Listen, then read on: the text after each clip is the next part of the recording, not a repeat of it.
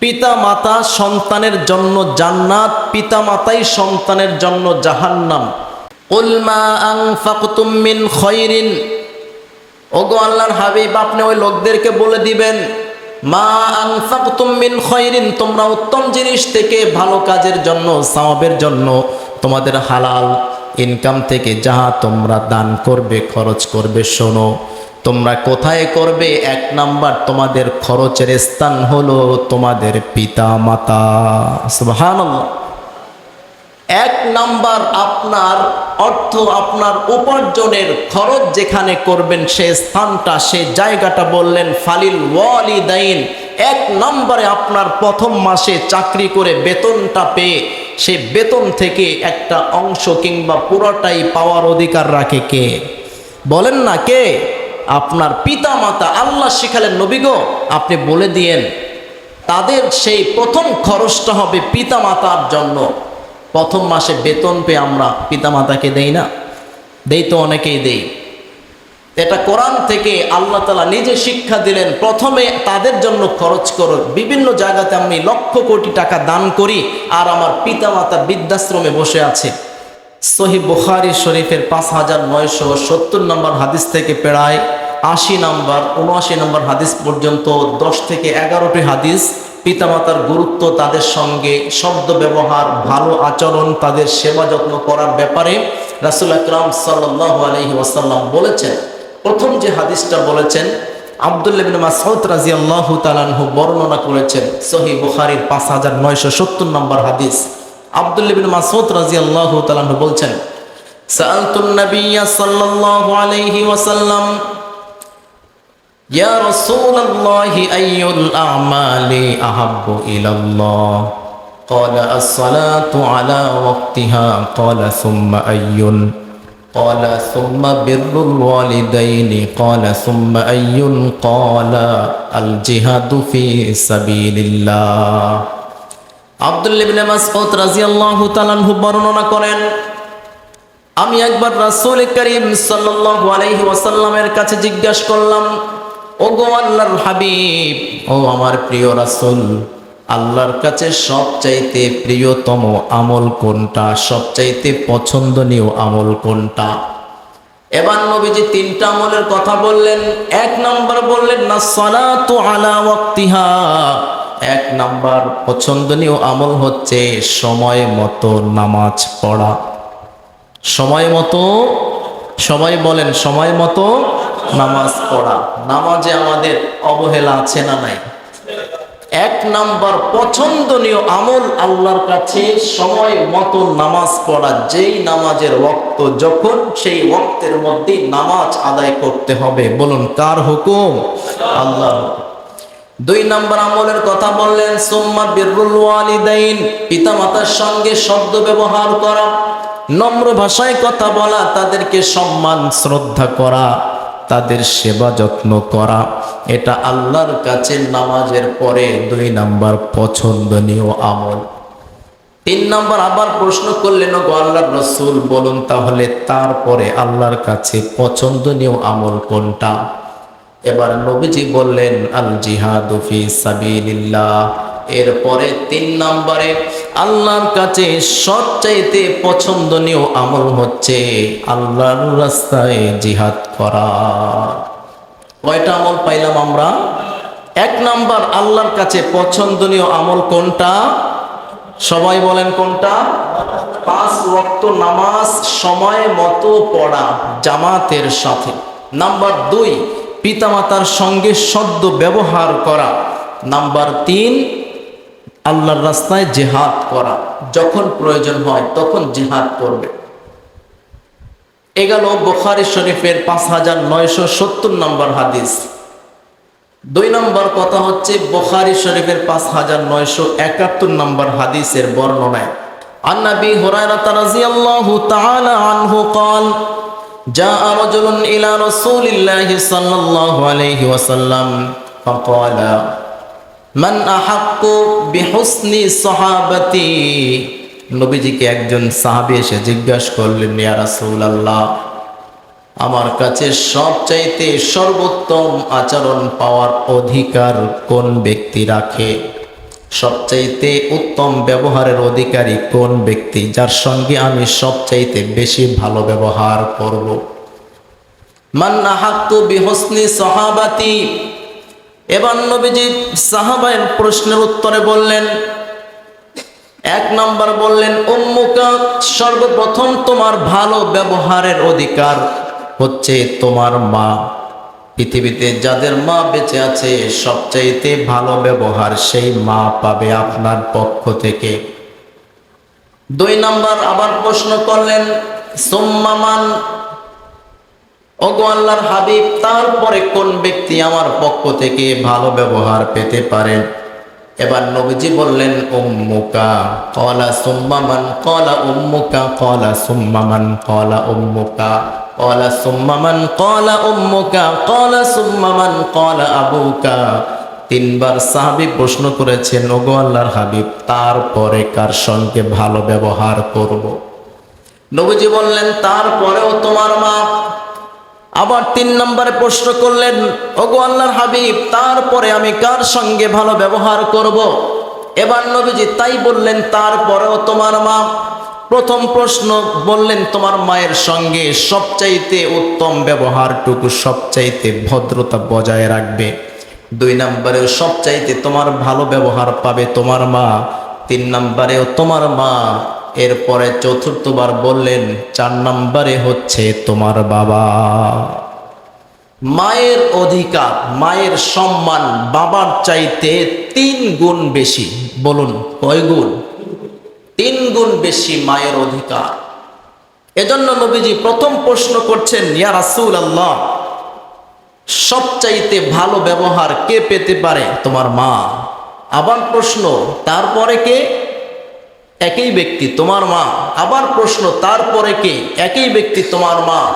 আবারও প্রশ্ন। 3 বার বলার পরে সাহাবাই আশ্চর্য হয়ে গেলেন, মা, বাবার নাম কি হুজুর বলবে না? বাবাও তো কত কষ্ট করছে, মাথার ঘাম পায়ে ফেলে এই প্রচণ্ড রৌদ্রের তাপে কত কষ্ট করে সংসার চালাচ্ছে, আমাদের খাবার দাবারের ব্যবস্থা করছে, জামা পোশাক ব্যবস্থা করে দিচ্ছে, তারাও তো অনেক কষ্ট করে, তাদের কি কোনো ফজিলত নাই? নবীজি 4 নম্বরে বললেন তোমার বাবা। তাহলে এই পৃথিবীতে সবচাইতে ভালো ব্যবহার পেতে পারে প্রথমে নিজের মা। এখানে বলেন নাই তোমার শ্বশুর, তোমার শাশুড়ি, অথবা তোমার অন্য কোনো বন্ধু বান্ধব, তোমার স্ত্রী, কারো কথা বলেন নাই। কিন্তু আমাদের সামাজিকতা বর্তমানে এমন হয়েছে, মায়ের সঙ্গে বাবার সঙ্গে কথা বলার সময় মন মেজাজ খারাপ, পারো নাই, আরো নাই, যাও নাই, খাও নাই, এটা পারবো না। আর শ্বশুর শাশুড়ির সাথে আম্মু কেমন আছেন, আব্বু কেমন আছেন, ভালো আছেন, বসেন, ঠিক না বেঠিক? শ্বশুর শাশুড়ির সঙ্গে যে ব্যবহারটা আল্লাহ বলেছেন পিতামাতার সঙ্গে করতে, সেই ব্যবহার আমরা আজকে শ্বশুর শাশুড়ির সঙ্গে করছি। আবার যারা এখানে শ্বশুর শাশুড়ি আছেন তারা মনে মনে ভাববেন, হুজুর আমার বিরুদ্ধে কথা কইতেছে, জামাই সাবাই একটু সম্মান করে হুজুর হেডারও বিরুদ্ধে কথা কইতেছে। মনে করবেন নাকি আবার শ্বশুর নাই এখানে? তাদের সম্মান আছে, অনেক সম্মান, শ্বশুর শাশুড়িরও সম্মান আছে, কিন্তু পিতামাতার চাইতে বেশি না। পিতামাতার চাইতে কি না? বেশি না, কম। আপনি সবাইকে সম্মান করেন, ইসলামের সম্মানের একটা স্তর আছে। সবাইকে আপনার সর্বোচ্চ সম্মানটুকু দিয়ে সবার সঙ্গে নম্র ব্যবহার করতে হবে, সদাচরণ করতে হবে। কারো সঙ্গে কঠোর ভাষায়, কঠোর মেজাজে কথাবার্তা বলা যাবে না।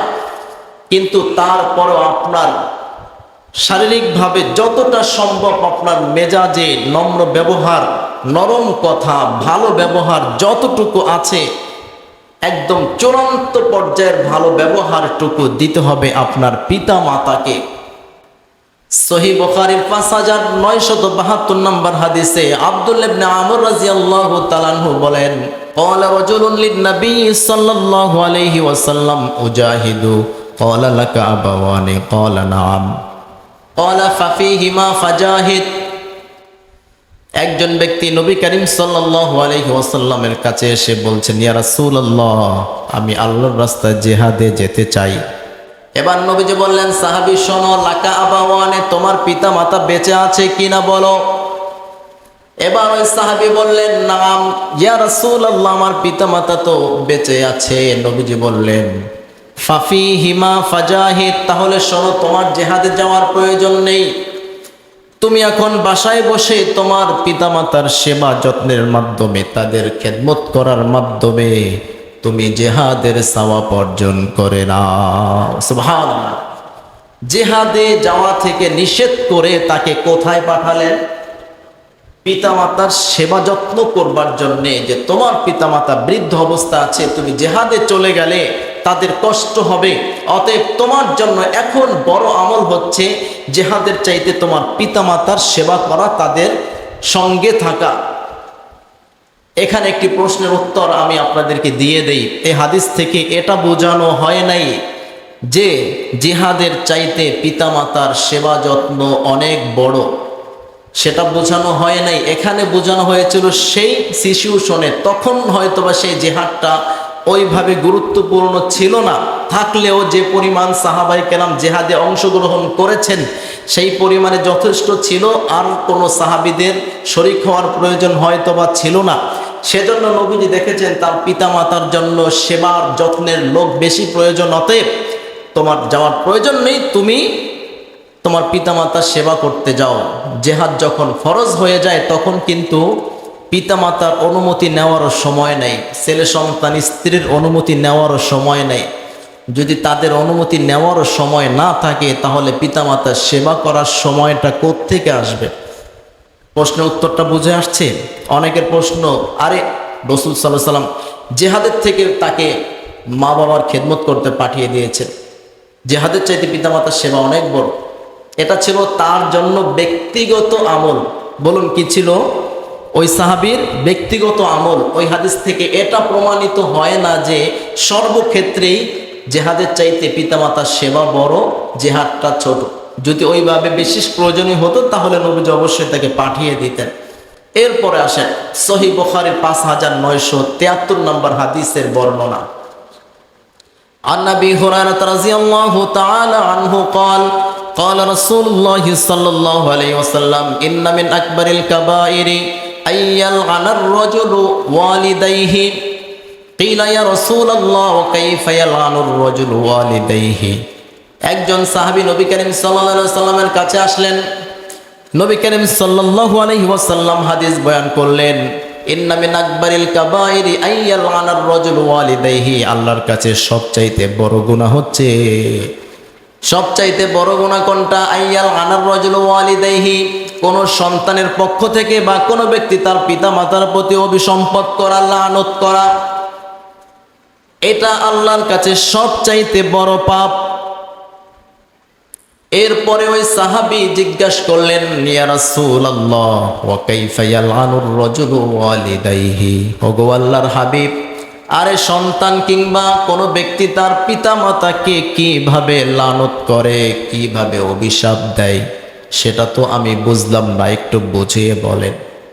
এবার নবীজি বললেন, ইয়াসুব্বুর রাজুলু আবার রাজুল ফায়াসুব্বু আবাহু ওয়া ইয়াসুব্বু উম্মাহ। নবীজি বললেন, আমরা যখন ঝগড়া ফাসাদ করি তখন একজন ব্যক্তি আর এক ব্যক্তির বাপকে গালি দেয়, মাকে গালি দেয়, আছে না নাই?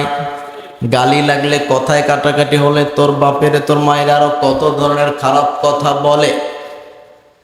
এখানে নবীজি বললেন, ইয়াসুব্বুর রাজুলু আবার রাজুল, একজন ব্যক্তি আর একজন ব্যক্তির বাপকে তুলে গালি দেয়, আর একজন ব্যক্তি আর একজনের মাকে তুলে গালি দেয়। ফায়াসুব্বু আবাহু ওয়াসুব্বু উম্মাহু। আবার যখন আমি তাকে গালি দিলাম, সে প্রতি উত্তরে সেও আমার বাবাকে মাকে গালি দেয়, দেয় কি দেয় না? এরপরে আবার আমি তাকে দেই, আমি যদি তার মাকে গালি দেই সে আমার মাকে গালি দেয়, আমি যদি তার বাবাকে গালি দেই সে আমার বাবাকে গালি দেয়। নবীজি বলছেন, এই যে একজন আরেকজনকে গালি দেয়, আমি যখন আরেকজন মুসলমান ভাইয়ের বাবাকে কিংবা আম্মাকে তুলে গালি দিলাম, আমি যেন তার বাবাকে গালি দিলাম না, আমি যেন তার মাকে গালি দিলাম না, বরঞ্চ আমি যেন আমার মায়ের জন্য, আমার বাবার জন্য অভিসম্পদ তুলে আনলাম। আমি যেন আমার নিজের বাবাকে গালি দিলাম, নিজের মাকে গালি দিলাম। সেটা কিভাবে হলো? আমি আপনার বাবাকে গালি দিলাম, আপনি আমাকে দিলেন। তা আপনাকে গালি দেওয়ার ফলে আপনি আমার বাবাকে গালি দিলেন, আমার মাকে গালি দিলেন, তো আমি যে আপনাকে গালি দেওয়ার মাধ্যমে আমার পিতামাতাকে গালি খাওয়ালাম, তাদের সম্মান হারালাম, তাদের ব্যাপারে আপনি অকথ্য ভাষায় কথা বললেন, বিভিন্ন ধরনের খারাপ কথা, বাজে কথা বলছেন, আমি আপনাকে গালি দিয়েছি সেজন্যই তো বলছেন নাকি? আমি গালি না দিলে আপনি আমার বাবাকে মাকে হয়তোবা গালি দিতেন না, আমি ভালো ব্যবহার করলে হয়তোবা আপনি সেই ভালো শব্দ চয়ন করে আমার সঙ্গে সেই ভাষায় কথা বলতেন, কিন্তু আমি খারাপ আচরণ করার কারণে আপনি আমার মাকে বাবাকে গালি দিলেন। তো এটাই নবীজি বলেছেন যে মানুষ যখন একজনে আরেকজনের পিতা মাতাকে গালি দেয়, সে পাল্টা গালি দেয়, সেই গালিটা দেওয়াই মানে হচ্ছে তোমার পিতা মাতাকে তুমি যে গালি খাওয়ালে, এটাই তোমার পিতা মাতার প্রতি অভিসম্পদ করা, লানত করা, অভিশাপ দেওয়া। অতএব যদি নিজের পিতা মাতাকে অভিশাপ থেকে, লানত থেকে বাঁচাতে চাই, বলুন আরেকজন মুসলমান ভাইকে গালি দেওয়া যাবে? সবার উত্তর পাইনে যাবে? আরেকজন মুসলমানকে গালি দেওয়া মানে আমার নিজের বাবা মাকে গালি দেওয়া। আল্লাহ আমাদের সবাইকে কথাগুলো বোঝার তৌফিক দান করুন, বলুন আমিন। পিতামাতার মর্যাদা ইসলাম কি দিয়েছে, পিতামাতার গুরুত্ব ইসলাম কি দিয়েছে, একটা সন্তানের কাছে একজন পিতামাতার সম্মান মর্যাদা কত বেশি হতে পারে। আমি প্রথমত কয়েকটি হাদিস আপনাদেরকে শোনাবো, এরপরে কোরআনুল কারীম থেকে আমি দলিল ভিত্তিক আলোচনা শোনাবো। তো প্রথম কথা হচ্ছে বুখারী 5978 নম্বর হাদিসের বর্ণনায় নবী করিম সাল্লাল্লাহু আলাইহি ওয়াসাল্লাম বলেছেন, আমরা অনেকে জানি পিতামাতার সঙ্গে ভালো ব্যবহার করতে হবে। হুজুর পিতামাতা তো ভালো না, আমাদের সঙ্গে তো খারাপ আচরণ করে, জায়গা জমিন সব ভাগ করে আর এক ছেলেকে মেয়েকে দিয়ে দিয়েছে, কোনো সম্পদ আমাকে দেয় না, দেখতে পারে না। হুজুর কিভাবে আমার বাবা মায়ের সঙ্গে আমি ভালো আচরণ করব? অনেকের প্রশ্ন আছে না নাই? নাই মনে হয় কারণ। এরকম পিতামাতা আমাদের সমাজে আছে না নাই? পিতামাতা সন্তানের হক আদায় করে না, যাকে পছন্দ হয় তাকে সব জায়গা জমিন ভাগ করে দিয়েছে, আর এই সন্তানকে মোটেও দেয় নাই। দেখেন, আন আসমা বিনতে আবি বাকরিন রাদিয়াল্লাহু তাআলা আনহা ক্বালাত আতাতনি উম্মি রাগিবাতান ফি আহদিন নবী সাল্লাল্লাহু আলাইহি ওয়াসাল্লাম ফাসাআলতু নবী সাল্লাল্লাহু আলাইহি ওয়াসাল্লাম আসিলুহা অথবা আফা আসিলুহা। আসমা রাদিয়াল্লাহু তাআলা আনহা নবীজিকে জিজ্ঞাসা করেছিলেন, ইয়া রাসূলুল্লাহ, আমার মা আমার কাছে এসেছে, কিন্তু সে এখনো মুশরিক, সে কাফের, সে মুসলমান হয় নাই। এখন কি আমি তার সঙ্গে ভালো ব্যবহার করব, নাকি কাফের হিসাবে, মুশরিক হিসাবে তার সঙ্গে মুশরিকানা কাফেরানা আচরণ করব? নবীজি বলছেন, খবরদার, তোমার মা সে হোক এখনো কাফের, সে হোক মুশরিক, সে হোক ইহুদি, সে হোক নাসারা, অবশ্যই তোমার পক্ষ থেকে তার সঙ্গে সর্বোত্তম আচরণ থাকতে হবে, সবচাইতে ভালো ব্যবহার থাকতে হবে। সুবহানাল্লাহ। সহিহ বুখারীর 5978 নম্বর হাদিসে নবীজি এই শিক্ষা আমাদেরকে দিলেন। এবার আপনাদেরকে প্রশ্ন করতে চাই, যদি একজন কাফের, একজন মুশরিকা মা, তার অধিকার মা হিসাবে প্রাপ্য এতটুকু হতে পারে, বাবা হলেও তাই, কাফের হোক তারপরও তার সঙ্গে ভালো ব্যবহার। হ্যাঁ, ঈমান এবং কুফরের মাঝে পার্থক্য থাকবে, কিন্তু তার বাবা হিসাবে, মা হিসাবে যে অধিকার ইসলাম দিয়েছে সেটা সে পরিপূর্ণ পাবে। আপনার তার সঙ্গে ভালো ব্যবহার করতে হবে, ভালো আচরণ করতে হবে, নম্র ভাষায় কথা বলতে হবে, আপনার পারিশ্রমিক অংশ থেকে, টাকা পয়সা থেকে তাকে যথাসাধ্য প্রয়োজন অনুপাতে আপনার সাধ্য অনুযায়ী তাকে দিতে হবে। এই হাদিসটা যারা আমরা শুনেছি, এবার যাদের সেই প্রশ্ন ছিল আমার পিতামাতা জায়গা জমিন অন্য ভাইদেরকে দিয়ে দিয়েছে, আমাকে দেখতে পারে না, বলুন তো তারাও কি আপনার পক্ষ থেকে ভালো ব্যবহার পেতে পারে কি না? কথা বলেন। নাকি তাদের সঙ্গে সেই হিসাবে খারাপ আচরণ করবেন, কঠোর ভাষায় কথা বলবেন, টাকা পয়সা দিবেন না? উত্তর নাই, সবার মন ভরে নাই যে না হুজুর খারাপ ব্যবহার করলে তাদের টাকা পয়সা কিচ্ছু দিব না, ভালো ব্যবহার করুন না, সারা জীবন টাকা পয়সা কামাই করে প্রবাসে থেকে দিলাম, এখানে সে ভাগযোগ করে সব ভাই বেড়াদেরকে দিয়া আমার শূন্য হাতে ফকির বানায় রাখছে। এখানে পিতামাতাদেরকেও আমি একটা কথা বলি, যারা এইভাবে আমরা অন্যায় অবিচার করে এক সন্তান প্রবাসে থেকে সারা জীবন বিসর্জন দিয়ে টাকা পাঠায় বাসায়, আর আপনি এখানে তার টাকাটাকে বিলীন করেন, সমস্ত ভাই বেরাদারকে মেয়েদেরকে ভাগজাক করে বিল্ডিং করে এখানে সেখানে জায়গা কিনা ভাই বেরাদারকে ভাগ করে দিয়েছেন। ছেলে যখন আসছে দেখে নিজের নামে কিচ্ছু নাই। এই পিতামাতার অবস্থাও কিন্তু কবরে যাওয়ার পরে খুবই খারাপ হবে। যারটা তার ভাগে সেখানেই রাখতে হবে। একজনের সন্তানের ইনকাম আপনি সবাইকে ভাগ করে দিলেন, তার অনুমতি ছাড়া আপনি বাপ বিদয় আপনি যা ইচ্ছা তাই করবেন, সেটাও পারা যাবে না। আবার অনেক বাবা মা আছে নিজের সন্তানদের হক, জায়গা জমিন কিংবা উত্তরাধিকারী সূত্রে, ওয়ারিশ সূত্রে যে সম্পদ পায় সেটাও দেয় না, আছে না নাই? বিশেষ করে মেয়েদেরকে তো দিতেই চায় না। মেয়েরা যতটুকু অংশ পাওয়ার অধিকার তার আছে, যথাযথ ভাগ করে মেয়েদের হক আদায় করে দিতে হবে, না হয় আপনি জালেম হিসাবে কিয়ামতের ময়দানে উঠবেন। অনেক ভাইয়েরা ওকে, আরে বোন তুই তো অনেক জায়গা থেকে পাবি, স্বামীর বাড়ি থেকে পাবি, তোর তো জায়গা জমিনের অভাব নাই, আমগো এখানে কিছু আছে, এটা নেওয়ার কি প্রয়োজন আছে, এটা তো লাগবে না, তুই তো সুখে আছো। সুখে থাকুক দুঃখে থাকুক, সর্ব অবস্থাতে এখানে আপনার কাছে আপনার বোনে যে হকটা পাবে সেটা কিন্তু পরিপূর্ণভাবে আদায় করে দিতেই হবে। আমাদের যাদের এই ব্যাপারে ত্রুটি আছে, আমরা খুব ভালো করে এই বিষয়টা চেষ্টা করব যে আমি যেন আমার কোনো ছেলে মেয়ের হক যথাযথভাবে ভাগ না করে, কারো প্রতি বেইনসাফি না করি, আমার কন্যা সন্তানের হক আমি যেন সঠিকভাবে আদায় করি, আমার বোনের প্রাপ্য আমি যেন তাকে আদায় করে দেই। হ্যাঁ, যদি এরপরে কোনো বোন সে দয়াদ্রতার ব্যবহার করে আপনার প্রতি অনুগ্রহ করে বলে ঠিক আছে ভাই এটা আমার লাগবে না, এটা আমি তোমাদেরকে দিয়ে দিলাম, তোমরা খাও, আলহামদুলিল্লাহ, সেটা খুশি মনে আপনাকে দিয়েছে, সেটা নিয়ে কোনো আবদার নাই। সুনানে ইবনে মাজাহ শরীফের 3662 নম্বর হাদিসে নবীজি স্পষ্ট বললেন যে হুমা জান্নাতুকা ওয়া নারুকা, আরে তোমার পিতামাতা তোমার কাছে কি হক পাবে শোনো, তারাই হচ্ছে তোমার জন্য জান্নাত, তারাই হচ্ছে তোমার জন্য জাহান্নাম। সুবহানাল্লাহ।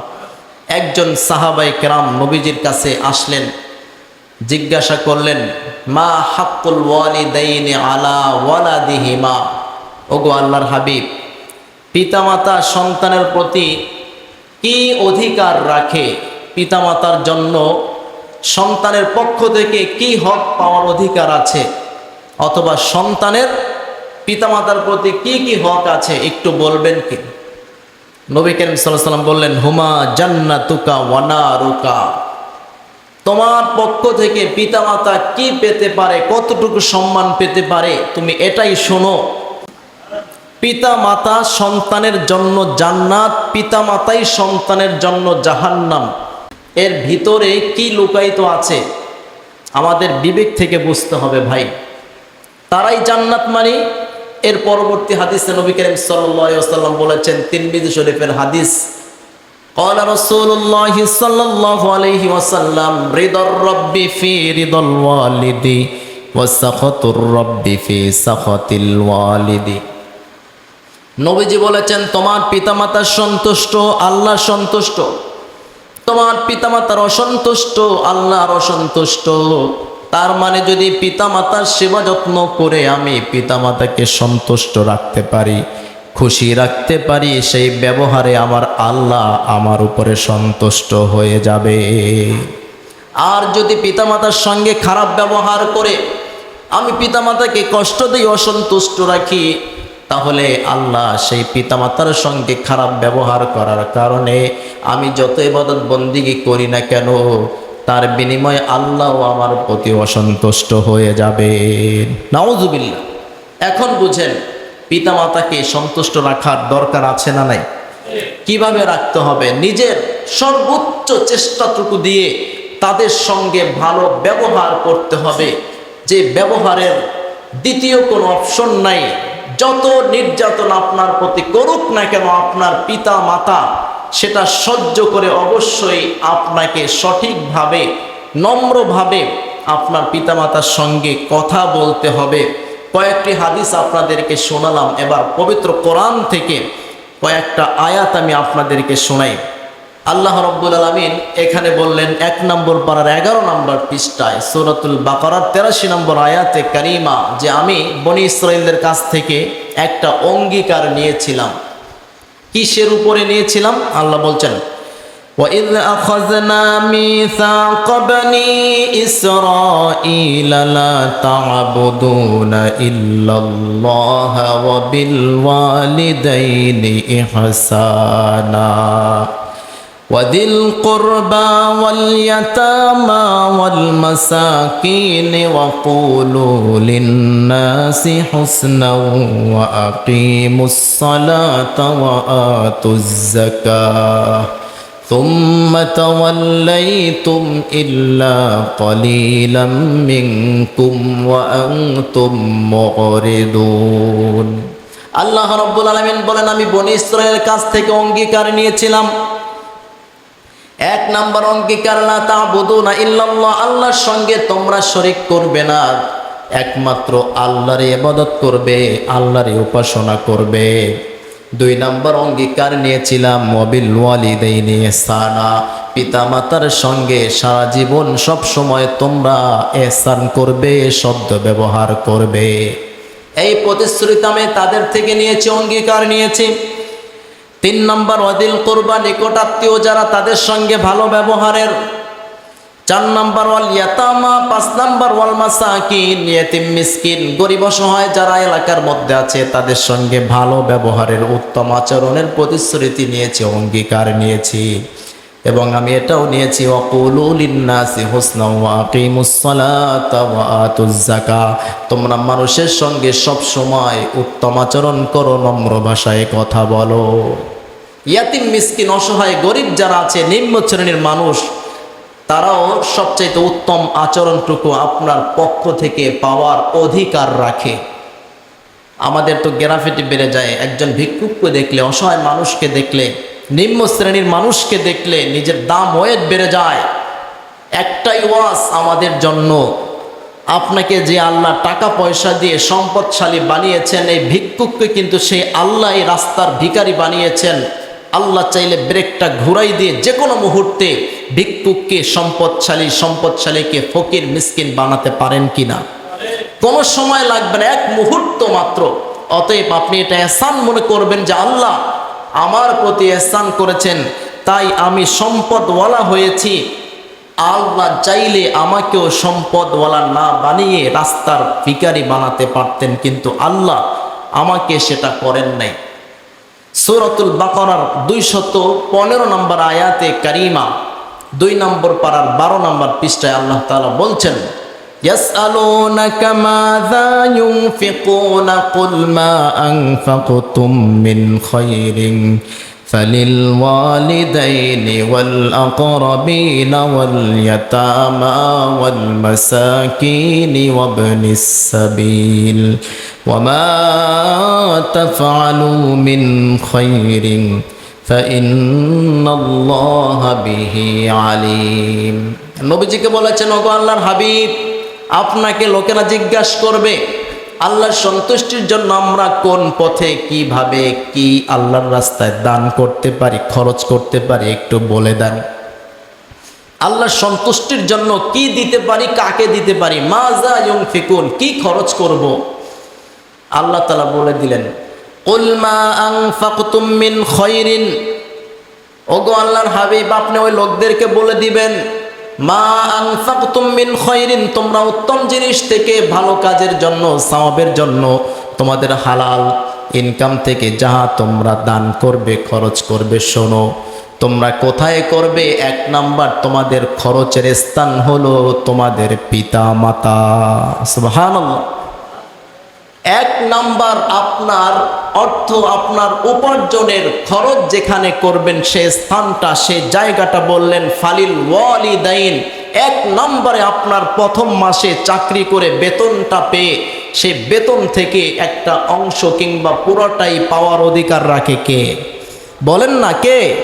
আপনার পিতা মাতা। আল্লাহ শিখালেন নবী গো আপনি বলে দিয়েন তাদের সেই প্রথম খরচটা হবে পিতা মাতার জন্য। প্রথম মাসে বেতন পেয়ে আমরা পিতা মাতাকে দেই না? দেই তো, অনেকেই দেই। এটা কোরআন থেকে আল্লাহ তাআলা নিজে শিক্ষা দিলেন। প্রথমে তাদের জন্য খরচ করো। বিভিন্ন জায়গাতে আমি লক্ষ কোটি টাকা দান করি, আর আমার পিতামাতা বৃদ্ধাশ্রমে বসে আছে, আমার জন্য ধ্বংস। এজন্য যত দানবীর আমি হই না কেন, যত বড় সমাজ সেবক হই না কেন, প্রথম সমাজের সেবা, প্রথম খরচ, প্রথম দান হবে আমার কোথায়? বলুন না, মা বাবার পিছনে। প্রথম দান হবে কোথায়? মা বাবার পিছনে। মনে থাকবে ইনশাআল্লাহ। নাম্বার 2, ওয়াল আকরাবিন, নিকট আত্মীয় যারা আছে না, নিজের চাচাতো আপন ভাই বোন, এরা যারা প্রথম নিজের ফ্যামিলি, এরপরে নিজের চাচাতো খালাতো ফুফাতো যারা আছে, মোটামুটি রক্তের যারা, প্রথম খরচ 2 নম্বরে তাদের পিছনে। আপনি অনেক টাকা কামান, আপনার খালা গরিব, আপনার চাচা গরিব, অথবা আপনার চাস্তো ভাই গরিব আছে, নিজের আপন ভাই গরিব আছে। আমাদের সমাজ এতটাই অধপতনে গিয়েছে, একজন ভাই কোটিপতি আর একজন ভাই রাস্তার ভিখারি, আছে না নাই?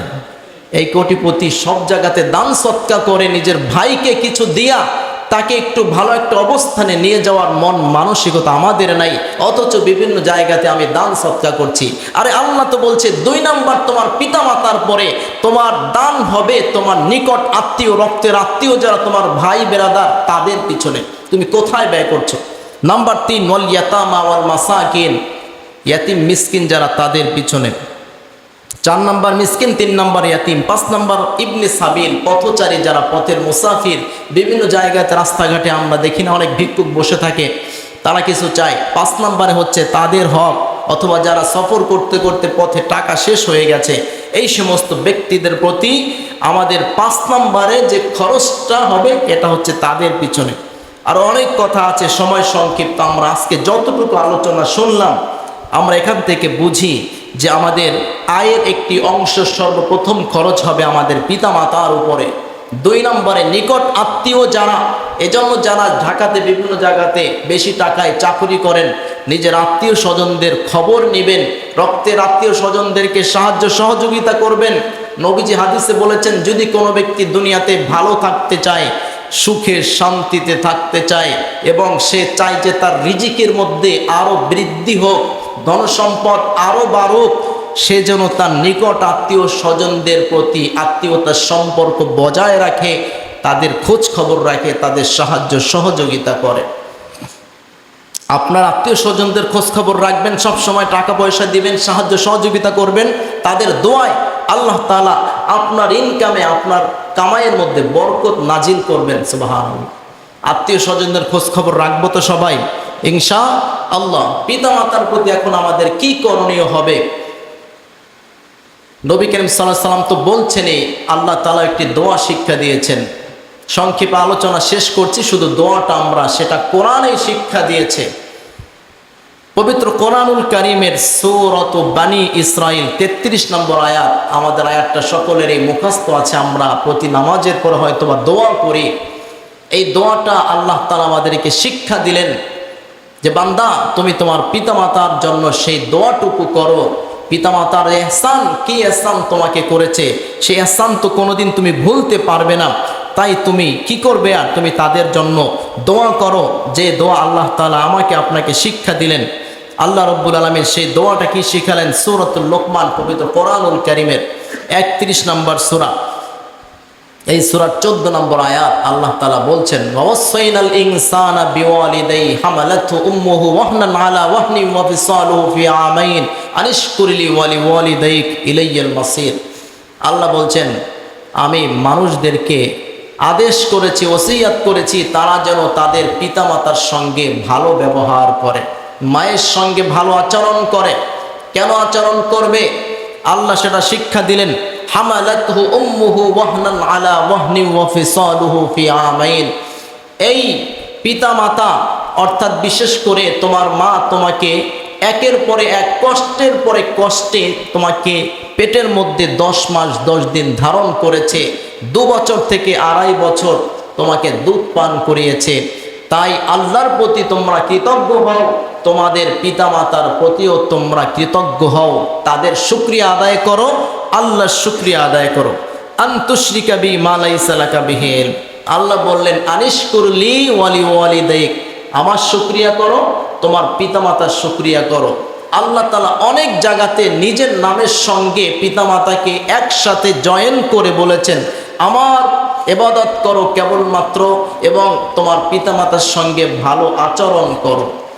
আল্লাহর সাথে যেই হুকুমটা আল্লাহ তাআলা একজাট করে দিয়েছেন, সেটার অবস্থাটা, গুরুত্ব, তাৎপর্য কি হতে পারে সেটা একটু করে চিন্তা ভাবনা করেন। এখন আমাদের দোয়া কি, যাদের পিতামাতা মরে গেছে, একজন সাহাবী এসে জিজ্ঞাসা করেছিলেন, পিতামাতার সঙ্গে ভালো ব্যবহার করতে পারিনি নবীজি, তারা মরে গেছে, এখন কোনো ভালো ব্যবহারের কোনো সূরা আছে কিনা?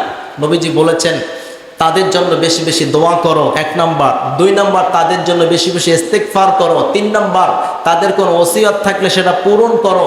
4 নাম্বার, তোমার আত্মীয় স্বজন যারা আছে, তার আত্মীয় স্বজন তাদের সঙ্গে ভালো ব্যবহার করো, হেল্প করো। তার বন্ধু বান্ধব যারা ছিল তাদের প্রতিও ভালো আচরণ করো। আপনার পিতামাতা নেই, বাবার বন্ধু আপনি চেনেন জানেন, তার সঙ্গে ভালো ব্যবহার করেন, মাঝে মধ্যে তাকে কিছু হাদিয়া দেন, যে আব্বার জন্য দোয়া করিয়েন।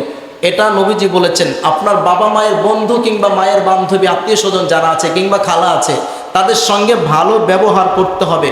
এভাবে যদি আমরা মৃত পিতামাতা যারা, তারা চলে গেছে, তাদের জন্য করতে পারি, নবীজি বলেছেন এটাই হবে তোমার জন্য নেককার হওয়ার একটি বড় অপশন।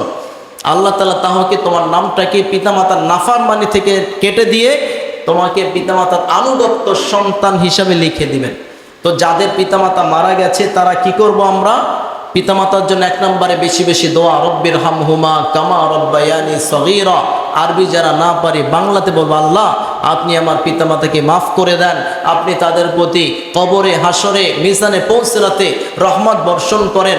যেভাবে আমাদেরকে লালন পালন করেছে, সেভাবে রহমতের ছায়ায় আপনি তাদেরকে লালন পালন করিয়েন। এভাবে দোয়া করব। তাদের আত্মীয় স্বজনদের সেবা যত্ন করব, তাদের খোঁজ খবর রাখবো, বন্ধু বান্ধবদের খোঁজ খবর রাখবো, তাদের নামে দান সৎকা করব। এভাবেই যদি আমরা তাদের জন্য ইসালে সওয়াব করতে পারি, ধীরে ধীরে আল্লাহ তাআলা আমার যেই কষ্ট ছিল পিতামাতার প্রতি, অটোমেটিক আল্লাহ তাআলা সেগুলো দূর করে পিতামাতাকে আমার প্রতি সন্তুষ্ট করে দিবেন। এটা হচ্ছে মৃত বাবা যারা, মা যারা, যারা বেঁচে আছে, ভুল ত্রুটি হয়ে থাকলে তাদের থেকে মাপ চেয়ে যে কোনোভাবে তাদেরকে সন্তুষ্ট করে বাকি জীবন আপনি যথাসাধ্য আপনার জীবনের সবচেয়ে সর্বোচ্চ চেষ্টা করে তাদেরকে খুশি রাখবেন।